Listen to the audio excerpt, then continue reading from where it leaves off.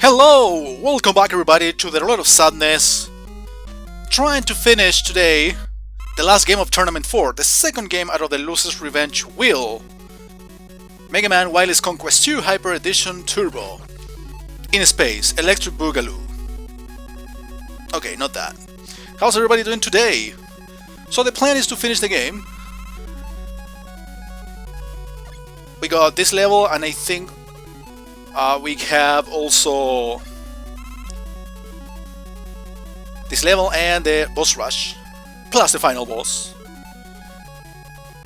Major spoilers right there.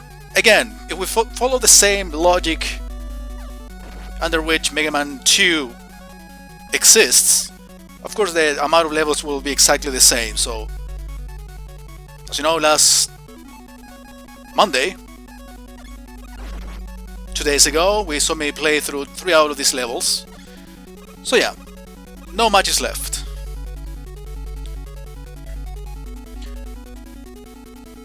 Well, some of these gimmicks are pretty much like the ones in the original Mega Man 2. Very similar sections, if not identical in some cases.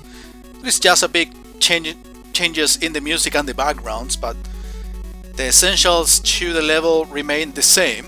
Which is kind of surprising because I saw a very interesting level designs throughout the game without having to copy things in a literal way.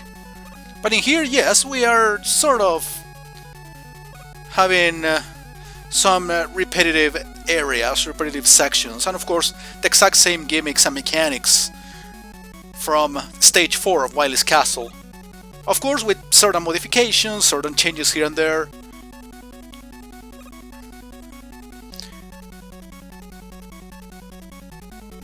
I mean, we're dealing with the same idea of waiting for this cart to pass by your position and then you ride it.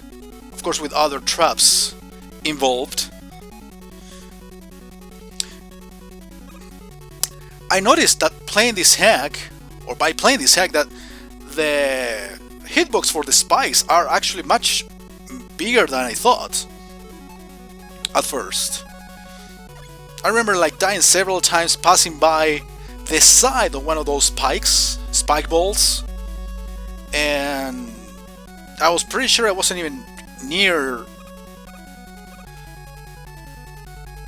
the spike itself. I still got killed.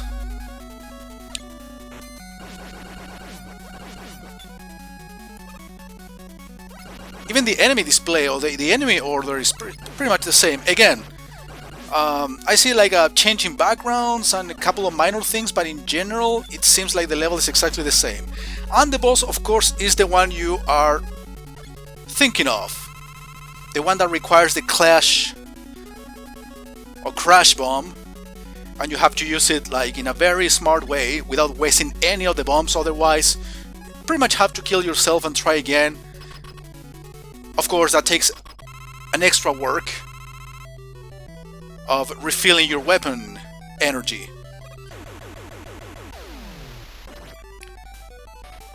I don't know if you can even see what's going on. The amount of flickering is exaggerated. I mean, yeah, right now you can sort of see where I am, where I'm putting the bombs, what enemies are disappearing. And of course, the more enemies or the more of these turrets I destroy, the more you can see. 2 enemies left, 2 bombs left. Of course, you put it in the obvious area so we can destroy this thing. And here, the last one is probably the trickiest. You had to jump over the spikes in order to get rid of that thing. And of course, if you fail that shot, you have to kill yourself and try it again. It's a little trickier than the original counterpart, but you managed to finish the battle faster. That's the good news. It's not as tedious as having to use platforms and things like that. Just with regular jumps, you can win for the most part. So yeah, boss rush. I'm not a big fan of this background because, as you can see, some of the weapons, some of the projectiles can barely be seen. Like this fire, for example. I mean, the color scheme selected for this was not the best.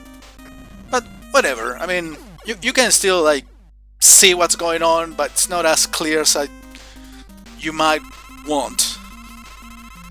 Oh yeah, another change. If you remember the boss battles in the actual levels, the platforms were entirely modified. The boss battles were exactly the same as Mega Man 2, but the platform display was actually different. For the boss rush, they just put it a big platform. Basically the same way as the original Mega Man 2. So yeah, in a way, the battles are a lot easier in this version, or in this boss rush.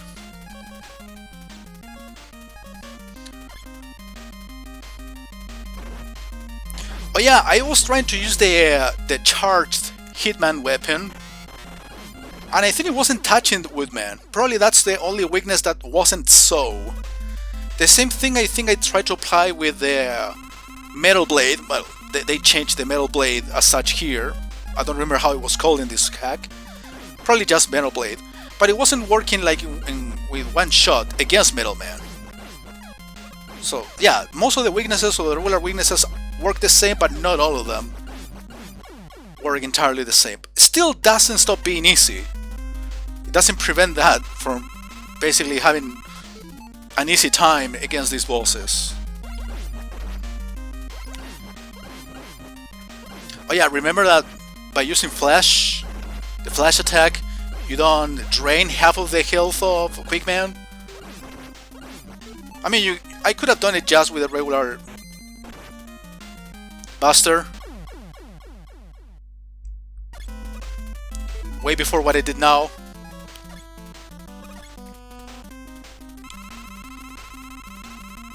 The actual stage music is also from Mega Man 7. Again, a lot of 16-bit Mega Man music.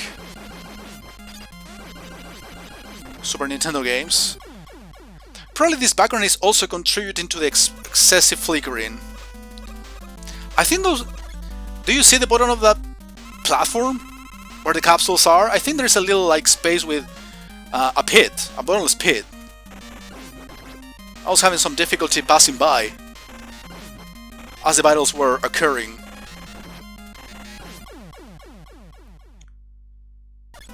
So yeah, see, it's not just a one-hit battle.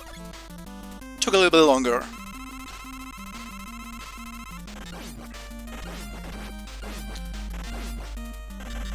And yeah, it does seem like bosses in general have some more health. Not too much more, but still more. Look at this fucking background. I should have prevented you with seizure alert, but at least that lasted literally 2 or 3 seconds. And the rest of the bosses are gonna be exactly the same. I think the weaknesses don't even change. And again, the boss has a little bit more health. I'm just brute forcing through this because I have the 4 E-tanks. I have a lot of my weapons still, so not a problem. Now we're dealing with the second phase, of course.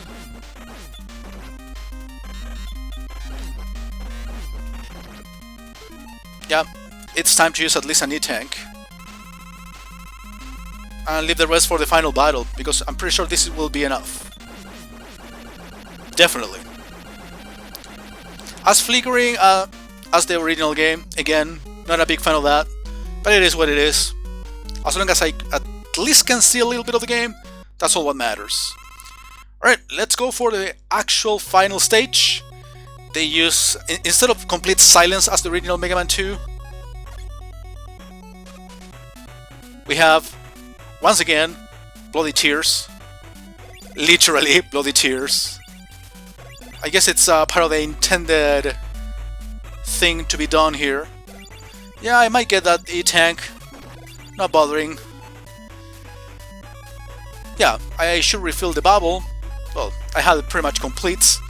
And I'm refilling some of the other weapons just in case the game has the brilliant idea of changing the weakness for the very final boss, when actually they didn't change the weakness for pretty much none of the bosses, but they might do it as a way of trolling you for the final boss. A lot more dropage here. I'm pretty sure the game doesn't doesn't want you to fall, but it is for an extra life. And you can use platform 1, of course taking a hit in the process.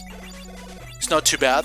The thing is, I'm pretty sure if you die you have to start this little level all over again, so of course the A-tanks will come in handy. So the boss is the same. He has more health, I think twice as much health. Can you listen? Probably 2 or 3 times the amount of health. But at least I have the weakness. Let's see if we can make it last.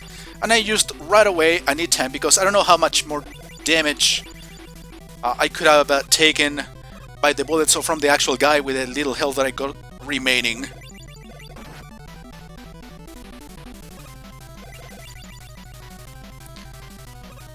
Oh yeah, good detail there. The floor, the platform, just a bunch of Dr. Wily logos. Okay, I'm not taking so much damage, and now we can see the actual health bar decreasing. So probably it was twice as long, not 3 times as long, or as much health. Still pretty simple. And that's GG. Good game.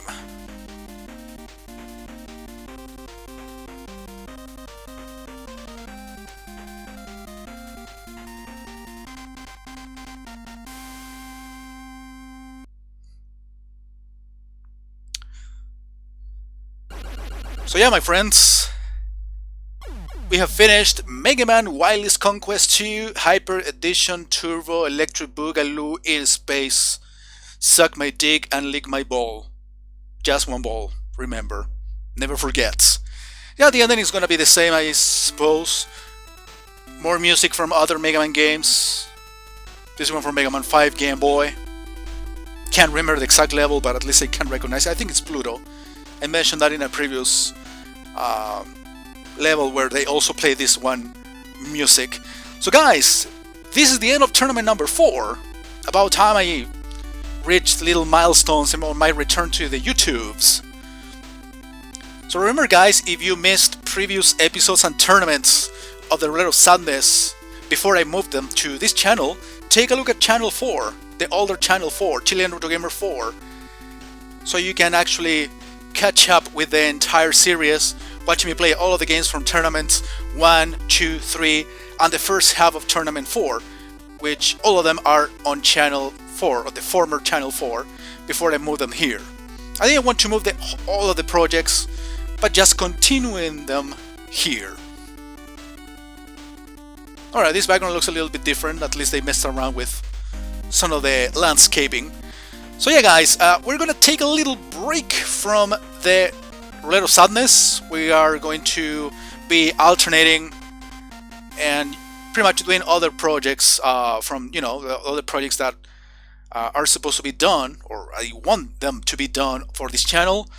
The RetroQuest, the Backlog, the Mini Roulette, and of course the RoS Sadness, which I moved from the other channel to here, but it's not what the channel is gonna be all about. Of course, we're going to be alternating, doing projects from that originally were supposed to be done for this channel, and incorporating the ones from channel 4, like in this case the RoS Sadness. The same thing happens on channel 2, that I'm finally going to be using after like 10 months again.